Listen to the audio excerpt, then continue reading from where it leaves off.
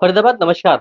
आपको बता दें कि हम मौजूद हैं फरीदाबाद 12 सेक्टर कोर्ट में और मैं आपको बता दूं कि आज भी देश को आजाद हुए करीब 70 से 75 साल हो चुके हैं, लेकिन आज भी देश में जातिगत तौर पर कहीं ना कहीं महिलाओं के साथ उत्पीड़न अत्याचार हो रहे हैं। ऐसा ही एक मामला आपको बता दें कि ऐसा ही एक मामला सेक्टर 12 कोर्ट में हम आए हैं। यहाँ पर एक ऐसा ही मामला हमें मिला है।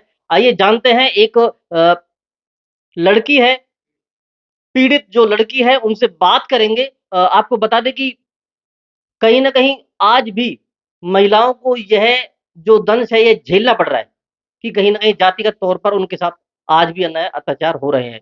आपको बता दें कि एक जो पीड़ित लड़की यहाँ पर मौजूद है, कहीं न कहीं उनका कहना है कि एक व्यक्ति जिससे उनकी मुलाकात हुई है और कहीं न कहीं वह व्यक्ति अपने आप को कहता है कि वह फौजी है।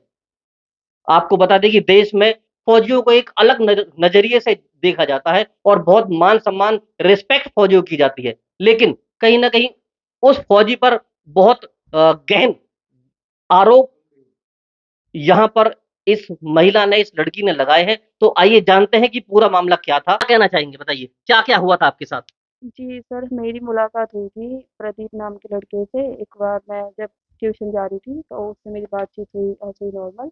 उसके बाद क्या हुआ कि उन्होंने मुझे मतलब कि ऐसे मतलब बात-वात हुई, फिर हमारे मतलब उसने मेरा नंबर वगैरह ले लिया, फिर बात करी। ये जो आपकी बात स्टार्ट हुई थी कब? कितना समय हो गया इन बातों को? ये बात हुई थी हमारी 2017 से स्टार्ट हुई थी। 2017 से आपकी बात स्टार्ट हुई थी। 2017 से हुई थी। 2017 के बाद वो आर्मी में था, उसने मुझे बताया ऐसे-ऐसे, फिर उसको मतलब एक दिन वो बुलेट लेकर मेरे जब घर। आपकी मुलाकात हुई तो आपको पता था कि वह आर्मी में है? हाँ, उसने मुझे बताया था कि वो आर्मी में है। जी।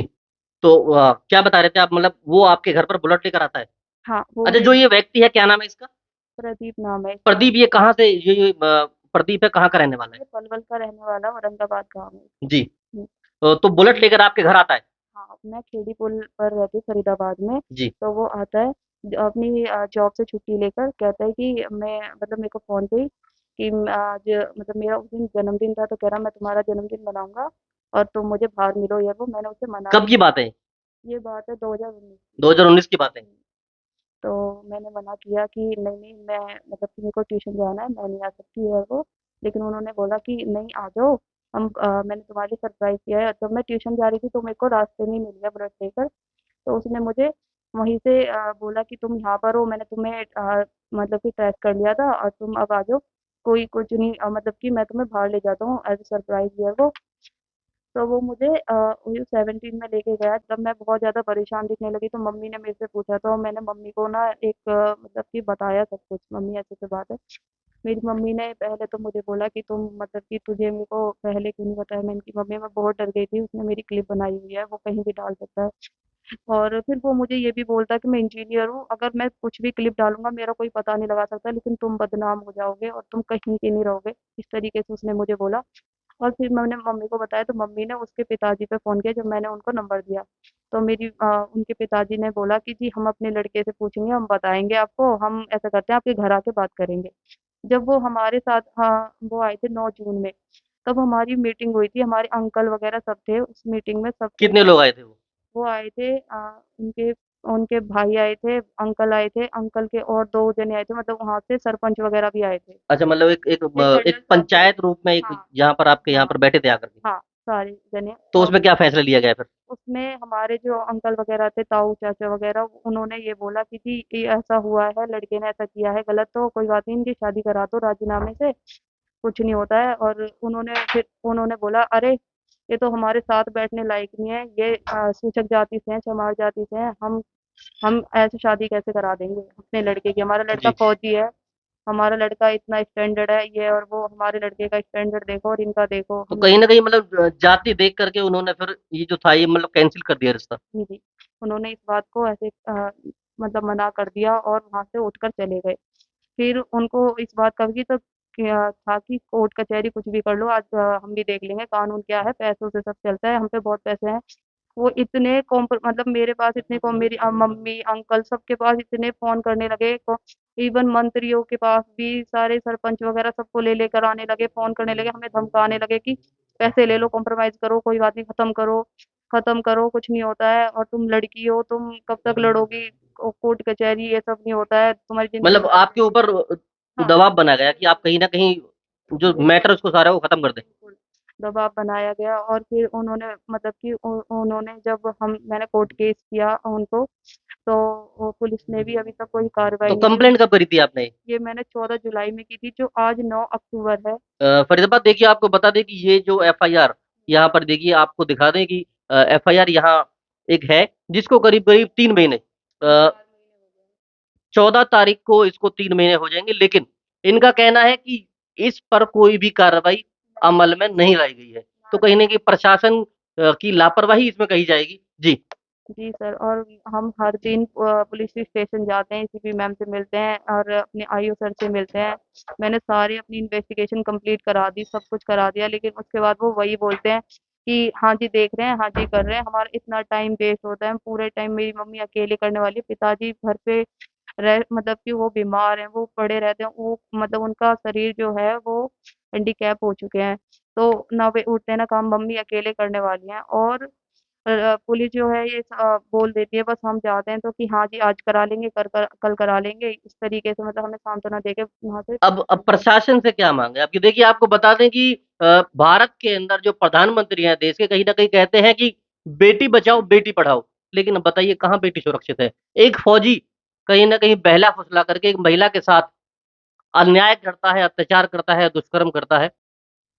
लड़की अगर शादी के लिए राजी होती है तो कहीं ना कहीं जातिगत तौर पर उसको नकार दिया जाता है कि आप दलित हो, पिछड़ी जाति से हो, आपके साथ हम शादी नहीं कर सकते हैं। तो देखिए, आपको बता दें कि 21वीं सदी का यह भारत है जहां पर बेटियों के साथ कितना अन्याय हो रहा है जी। अब प्रशासन से, सरकार से, मंत्रियों से क्या मांगा है आपकी, क्या गुजारिश है आपकी? कि मुझे न्याय दिलवाएँ सर, और ये जो अभी तक भी जाति को लेकर कितनी बेटियाँ, कितने घर जो बिगड़ते हैं, इन सबको इंसाफ दिया जाए। जो लड़के इस तरीके से करते हैं, झूठ बोलकर ये काम करते हैं, लेकिन कानून भी इनकी मतलब कि सहानुभूति देता है, पैसे लेकर जैसे भी है। मैं ये बात नहीं कहना चाहूँगी, लेकिन ये मतलब मुझे ये बात एक सर ने बोली थी, मैं ये बात यहाँ पर बोलना चाहूँगी कि उन्होंने बोला था कि तुम दूसरों के चक्कर में अपने ऊपर बला क्यों ले रहे हो, पैसे लेकर साइड हो जाओ, अपने घर परिवार को देखो, सही तरीके से काम करो। अच्छा, मतलब आपको ये लालच दिया गया कि कहीं ना कहीं आप पैसे लें और बैठ जाएं? हाँ, लालच भी मतलब कि मेरे को दिया गया कि डराया धमकाया गया आपको? डराया भी गया, और फिर बोला भी गया कि तुम अगर सबके लिए खड़ा होने चाहते हो, ऐसी लड़कियों के लिए जो तुम्हारी जात से बिलोंग करते हो, उनके लिए खड़े होना चाहते हो, तुम गलत कर रहे हो, तुम्हें नहीं उठना चाहिए, तुम्हें कोई इंसाफ नहीं मिलेगा। ऐसा कोई कानून नहीं है जो मतलब कि इस तरीके से तुम्हें इंसाफ देगा, ये इसमें तुम्हारी ही गलती है। इस तरीके से मतलब बोल बोल के मतलब बहुत ज़्यादा मतलब बता नहीं सकते कि इतना ज़्यादा वो किया गया टॉर्चर। बस मुझे यही है कि मेरे को इंसाफ मिले, उन लड़कियों को भी इंसाफ मिले, और मेरा भाई चंद्रशेखर जी से भी यही अनुरोध है कि मुझे न्याय दिलाया जाए। फरीदाबाद देखिए, बता दें आपको कि कहीं ना कहीं जो बेटी है ये पीड़ित है यहाँ पर। इनका कहना है कि भीम आर्मी के संस्थापक, जो भीम आर्मी के संस्थापक भाई चंद्रशेखर आजाद हैं, उनसे भी यह गुहार लगा रही है कि जो आपको बता दें कि वो पीड़ितों की, महिलाओं की जो बहुत ज्यादा अ, हर तरीके से आवाज जो गरीबों की उठाते हैं, और भीम आर्मी के संस्थापक भाई चंद्रशेखर आजाद से भी इस महिला, पीड़ित महिला की गुजारिश है कि वह इनकी मदद करें जी। जी सर, मेरा यही कहना है कि मुझे न्याय मिलना चाहिए, और बस यही कहना चाहूँगी। फरीदाबाद, आपको बता दें कि हम मौजूद थे फरीदाबाद के सेक्टर 12 कोर्ट में, जहां पर एक महिला के साथ अन्याय होता है, अत्याचार होता है। एक व्यक्ति जो अपने आप को, जो फौज में है, और कहीं ना कहीं लोगों का भरोसा फौजी के ऊपर होता है, इस पीड़ित महिला ने भी उस फौजी के ऊपर भरोसा किया, और कहीं ना कहीं उसने उस भरोसे का नाजायज फायदा उठाया, और एक शादी का झांसा देकर के गलत काम किया। और अब वह शादी, और कहीं ना कहीं जो पीड़ित महिला है वह एक दलित जाति, पिछड़ी जाति से बिलोंग करती है, इसी वजह से उसके साथ शादी नहीं की है। तो देखते हैं इस पूरे मामले में कोर्ट परिसर क्या न्याय करता है। आप बने रहिए हमारे साथ और देखते रहिए लक्ष्य इंडिया न्यूज फरीदाबाद।